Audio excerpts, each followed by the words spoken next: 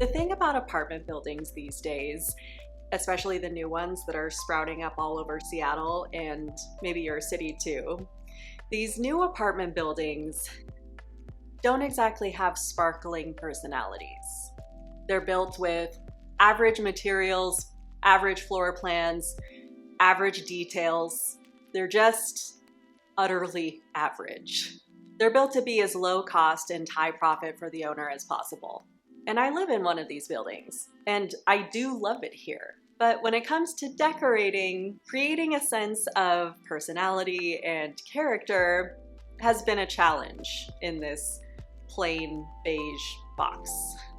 And with my living room in particular, I've brought you along for all the phases of decorating this space and trying to get it to the point where it feels more like me.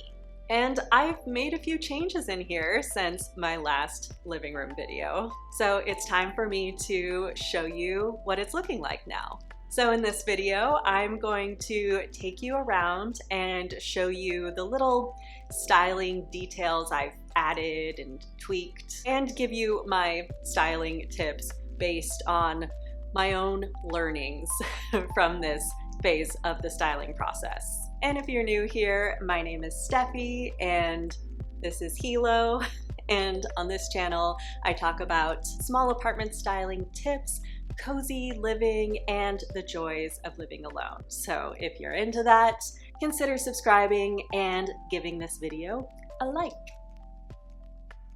Now let me take you around and I'll show you the new pretty little things I have in here.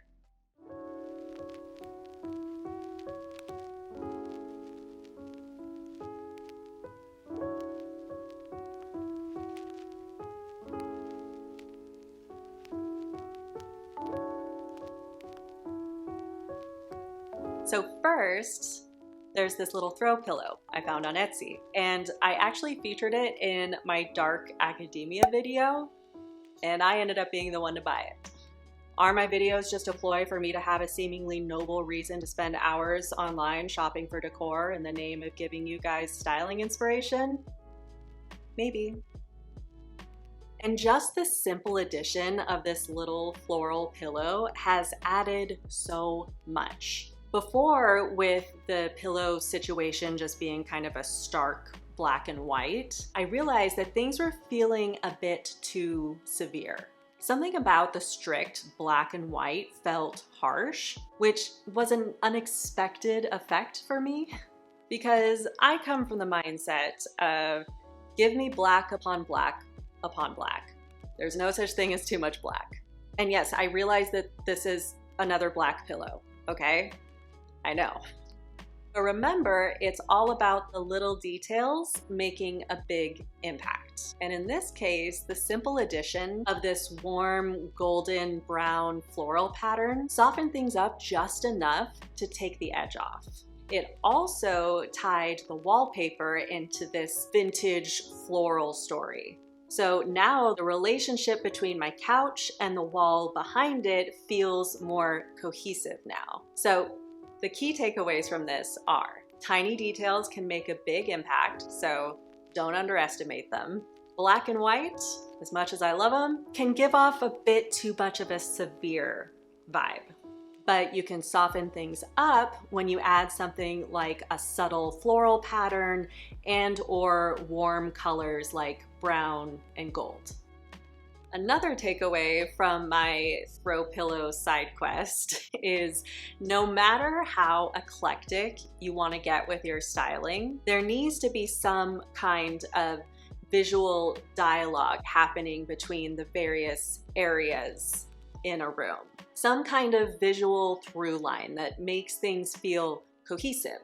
In this case, it's the repetition of vintage floral patterns in this new pillow and in the wallpaper.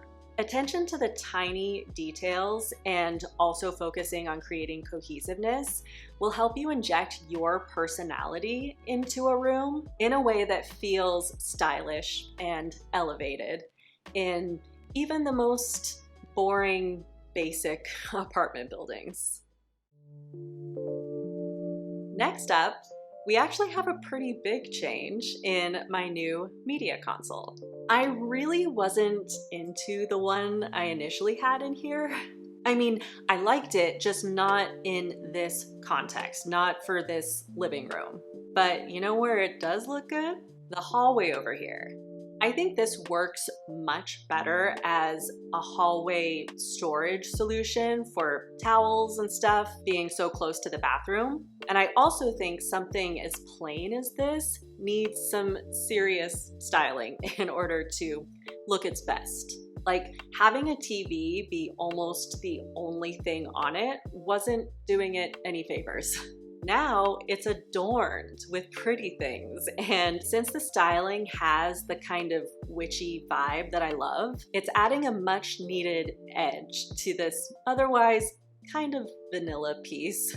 And in this vanilla, average, builder grade apartment, the last thing it needs is more blandness. And my new media console is the exact opposite of the old one. It's a style statement in and of itself, with its ornate, dramatic doors and its general sense of grooviness, you know? It feels so much more my style, which, you know, is dark, moody, and dramatic.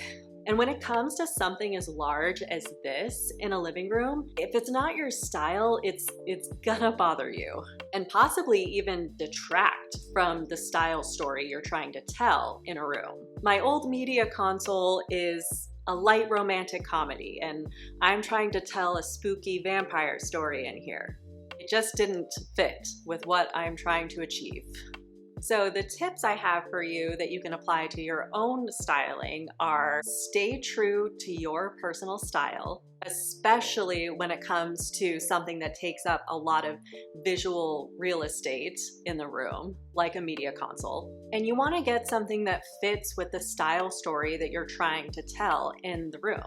That's not to say don't experiment and try unexpected things, but I think big pieces of furniture are frankly too expensive to take the risk with. Maybe save the unexpected, contrasty moments for the smaller, less expensive decor pieces. I wanted to try something a little different for myself when I ordered the first media console, and it just didn't work for me or for the style I'm going for in this living room.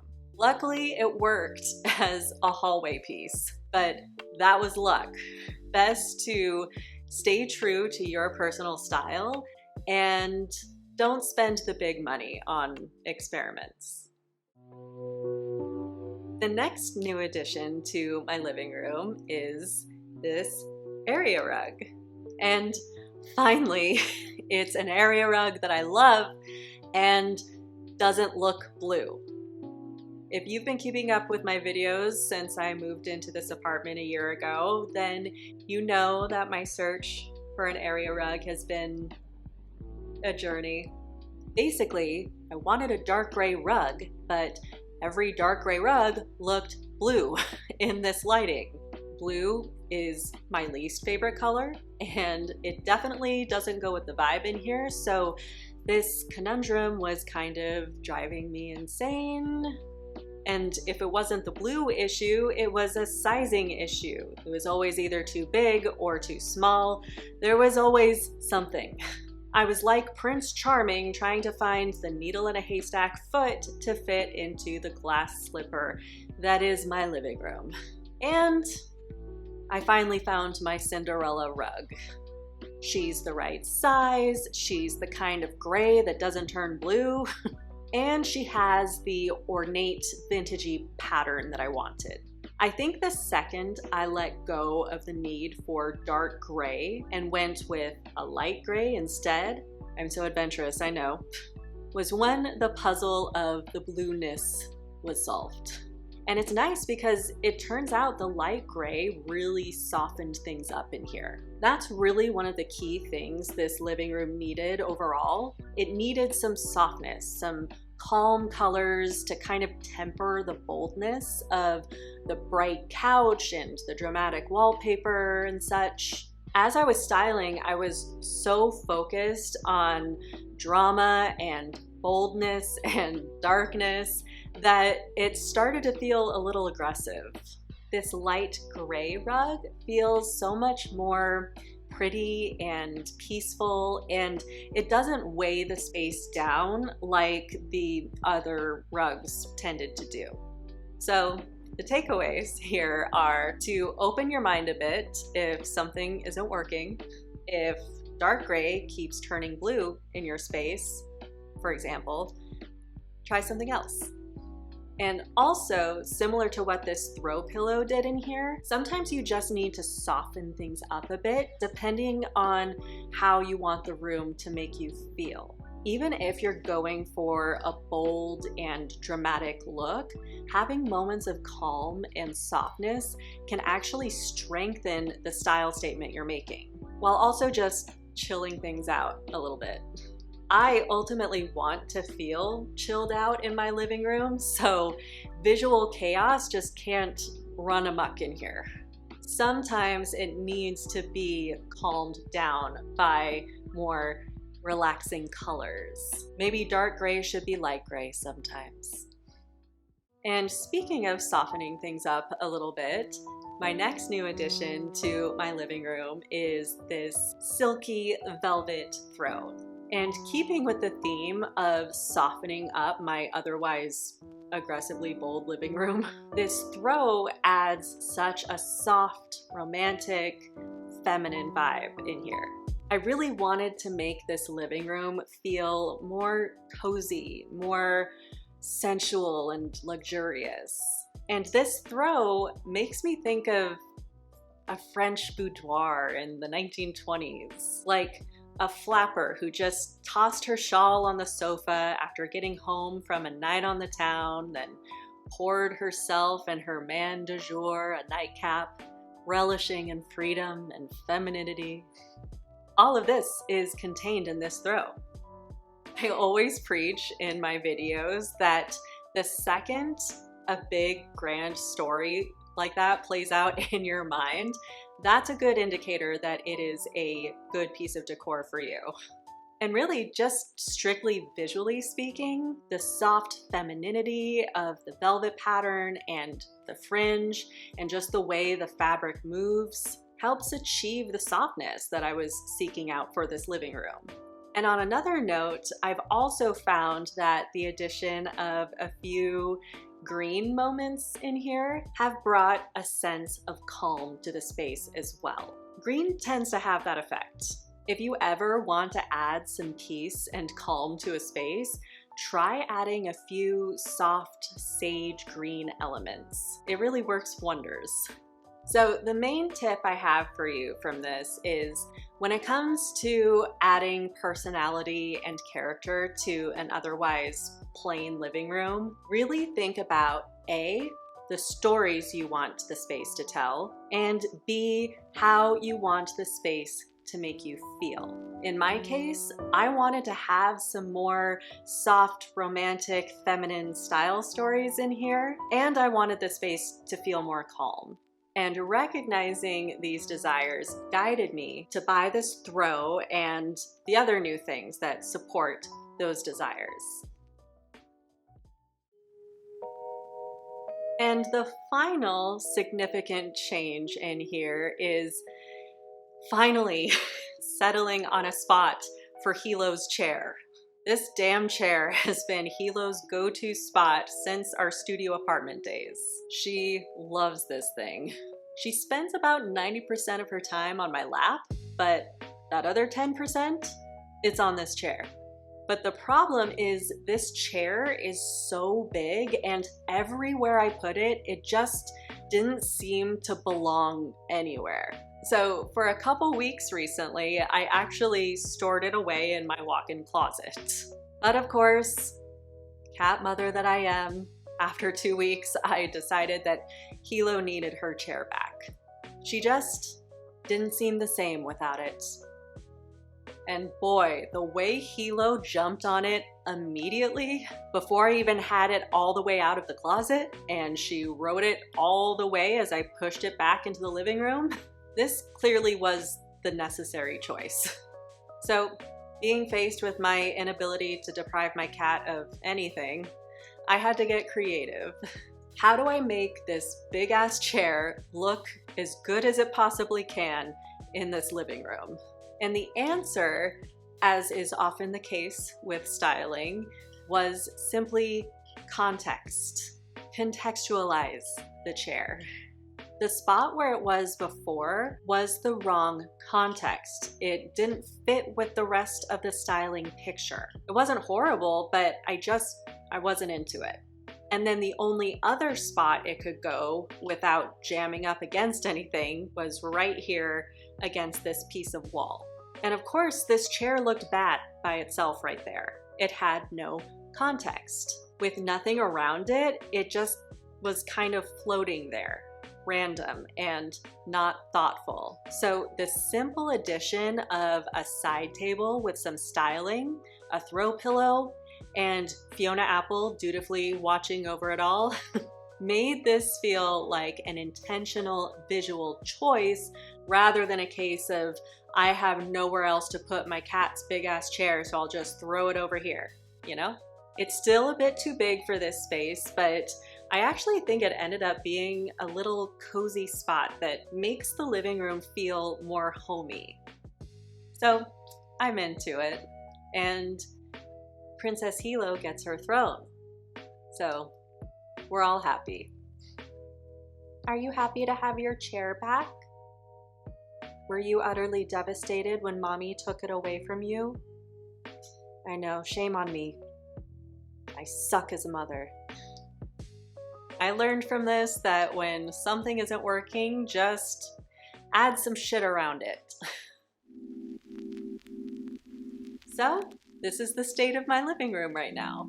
And I think it really goes to show that even the most basic, bland, new build apartments can be transformed into personality-filled sanctuaries. It just takes a lot of effort. But if you enjoy decorating like I do, and it's important for you to make your apartment feel like home, then it's a fun kind of effort. Now, there are still a couple spots that I want to work on, like this piece of wall right here. Right now, I like the foggy tree art that's happening here, but I do eventually want to figure out something different, and I'm not sure what it is. It might be a shelving situation, or maybe like a small accent table with some pretty styling on it, or maybe even just like a new piece of art. I'm not totally sure, but that's on the horizon. And then I also want to iterate on the situation next to my TV. I actually like what's happening here right now, but I know it can be better.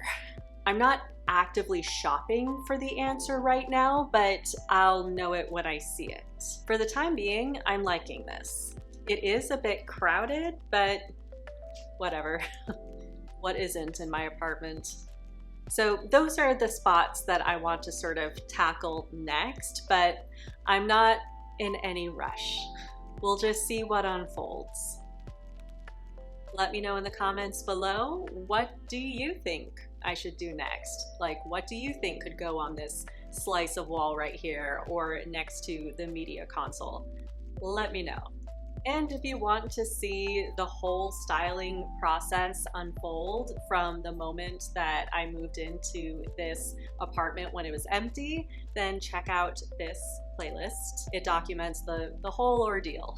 And not only the living room, but my kitchen, my bathroom, and my bedroom as well. Watch this playlist to binge the whole styling journey thus far.